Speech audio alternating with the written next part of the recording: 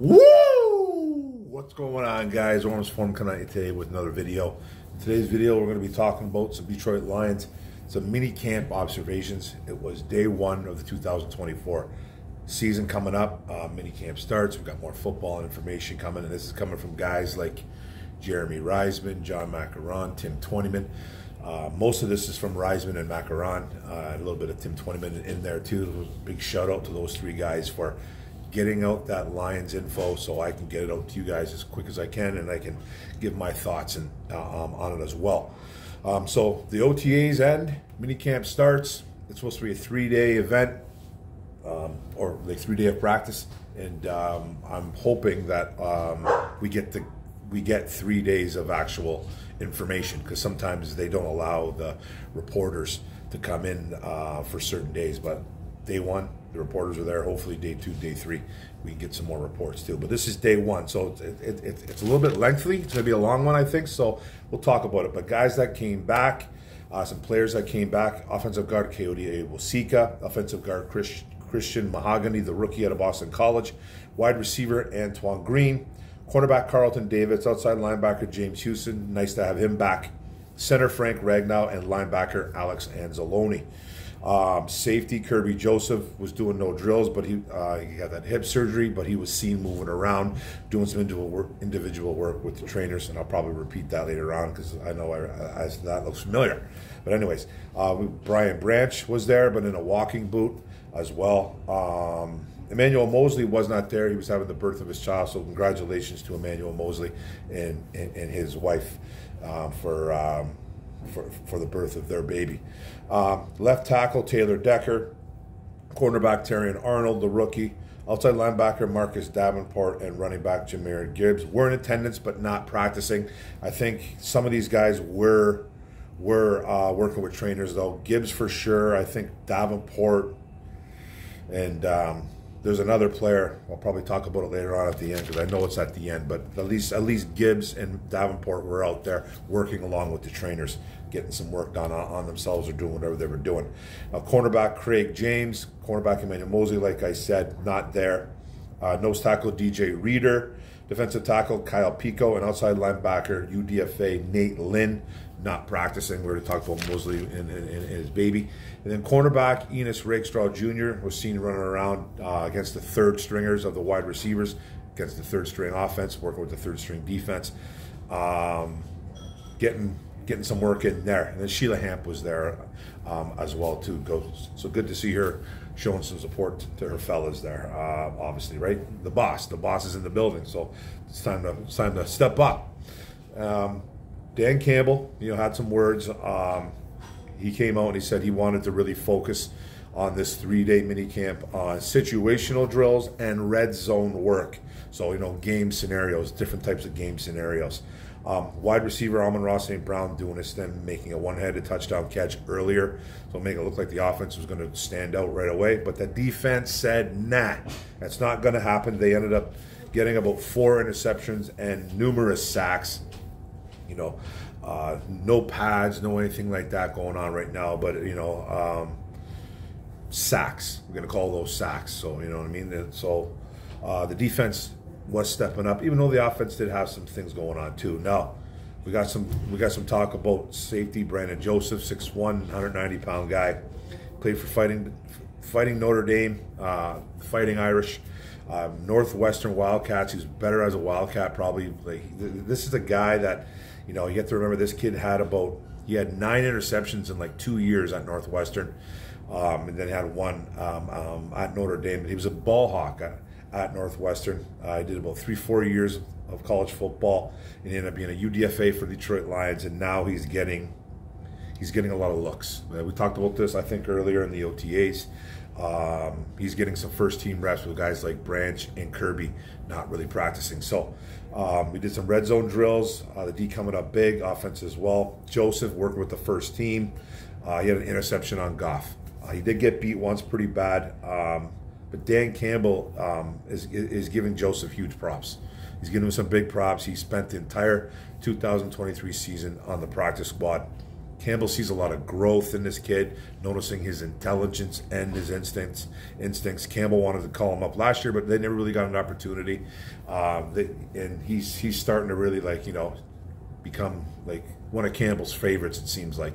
You know, obviously he didn't come out and say that, but just listening to him talk about him, he really wants him to, you know, to grasp what's going on. He's getting every opportunity right now. Now, everything could change, you know, when Joseph comes back and Branch comes back. But as of right now, Brandon Joseph is really making a splash out there. So, good for the kid. You know, he's a young kid. He's another good safety.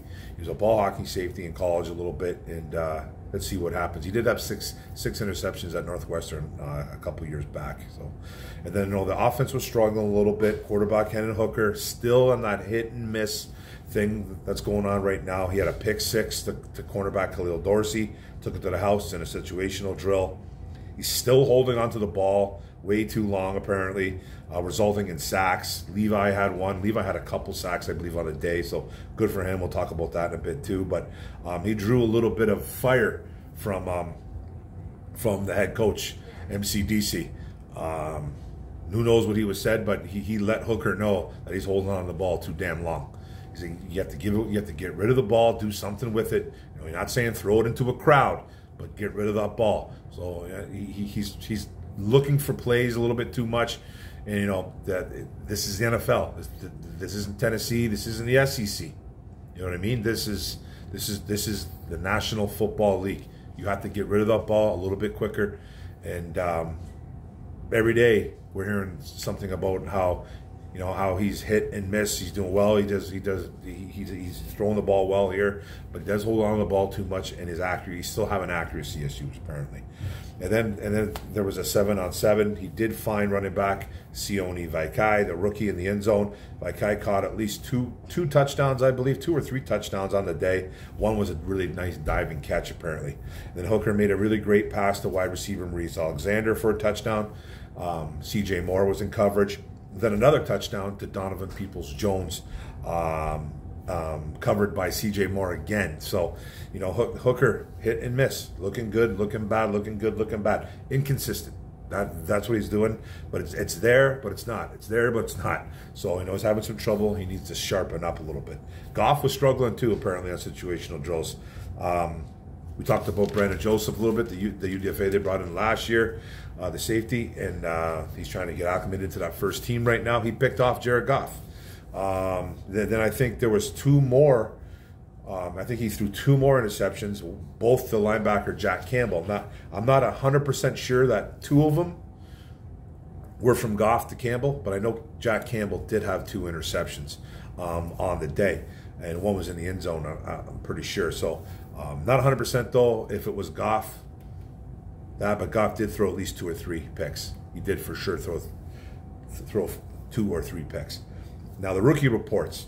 Offensive lineman Giovanni Manu, the rookie out of BC. He's flashed in practice, okay? He's looked better in run blocking. He pushed a defender about several yards back, apparently. Don't know who that defender was. I wish I would have got that name, but I don't know who it was.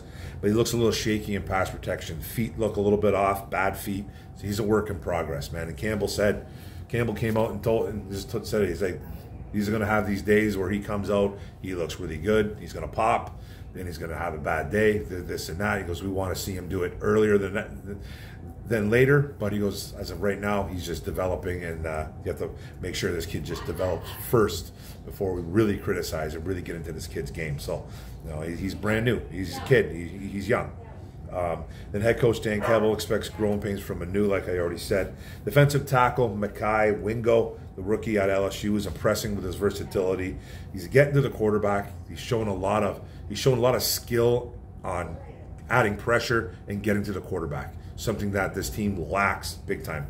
They were even starting to double team him during situational drills and during team drills against Wingo, trying to stop him, and they were having some trouble stopping him. So that's a great sign for the 6th-round rookie. And then Rakestraw, like I talked about a little bit earlier, he was matching up with some 3rd-team wide receivers, as I said earlier. He's still getting physical. He ended up pushing undrafted free agent wide receiver Isaiah Williams down to the ground. So it doesn't matter who you are. They're going to get physical. These guys are trying to get trying to get spots, you know.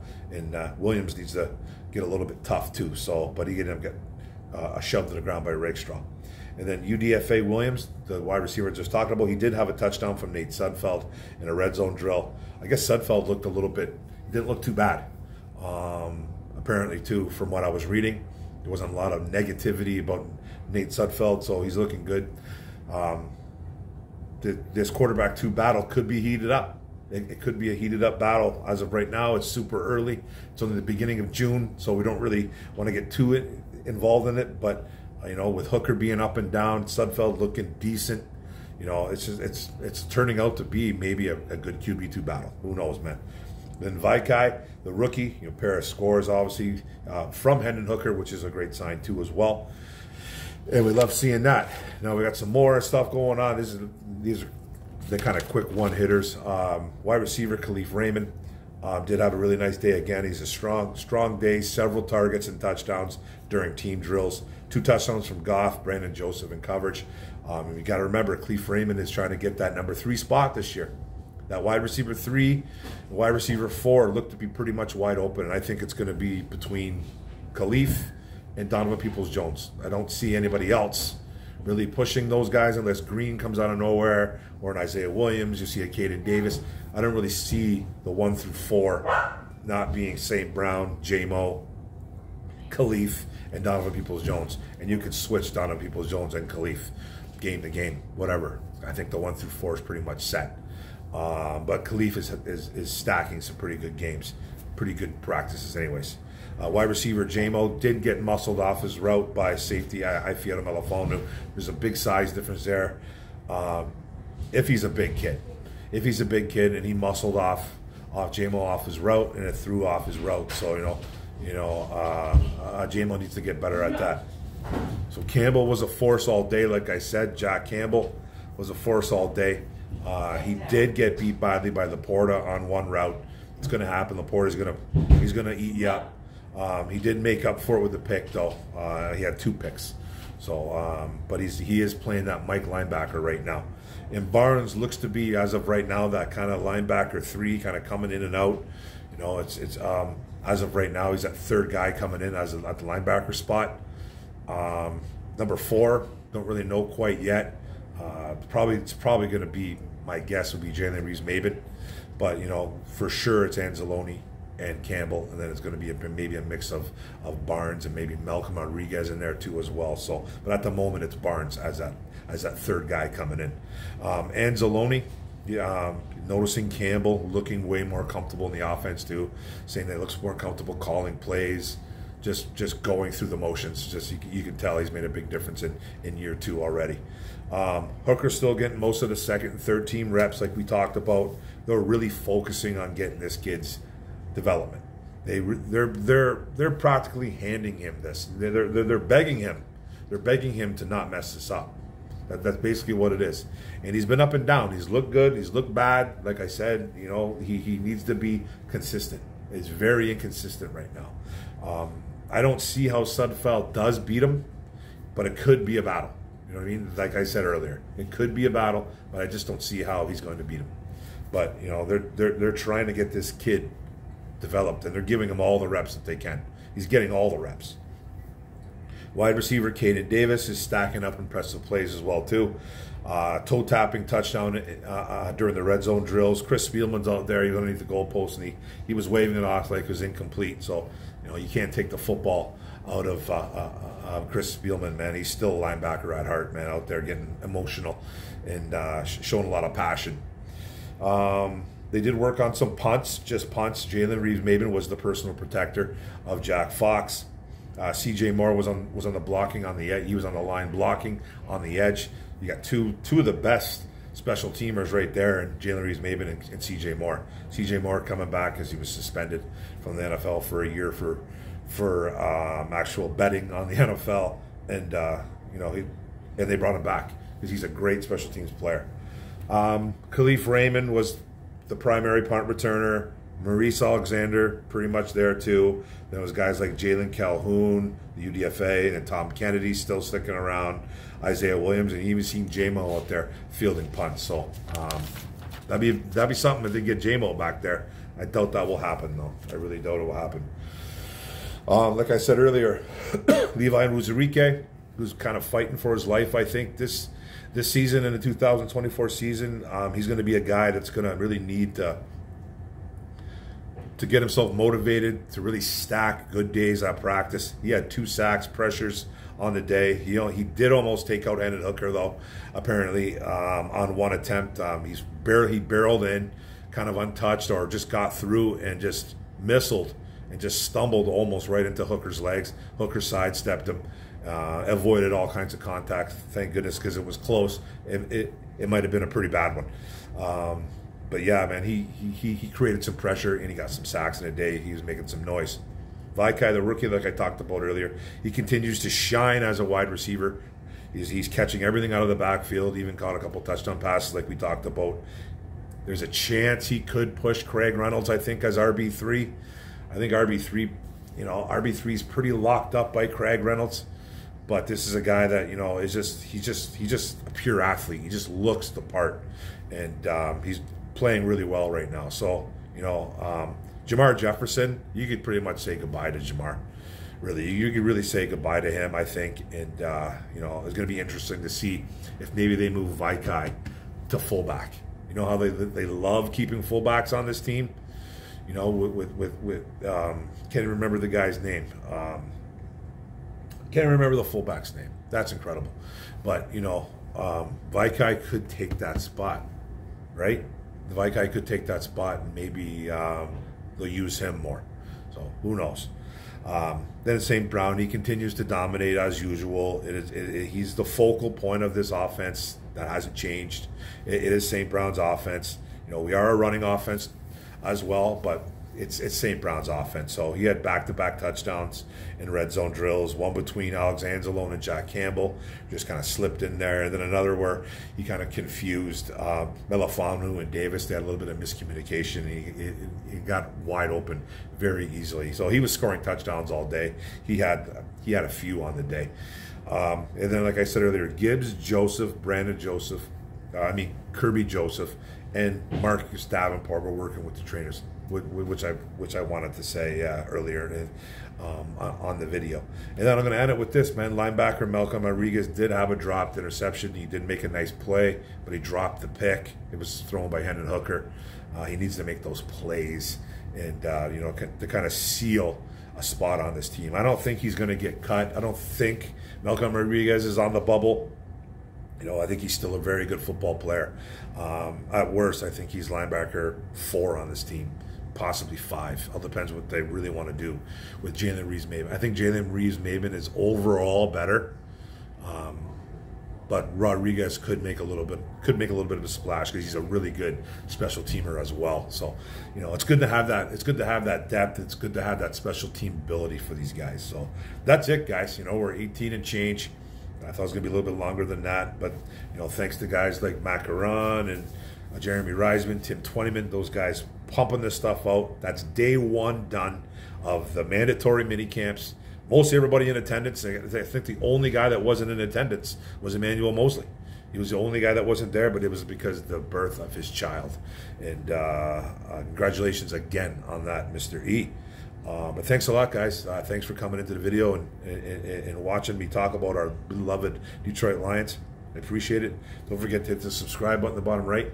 Don't forget to hit the notification bell up top. Don't forget to like, comment, share this out. Day 1 wrapped up. One pride. Detroit versus everybody. Let's go, guys. Boom.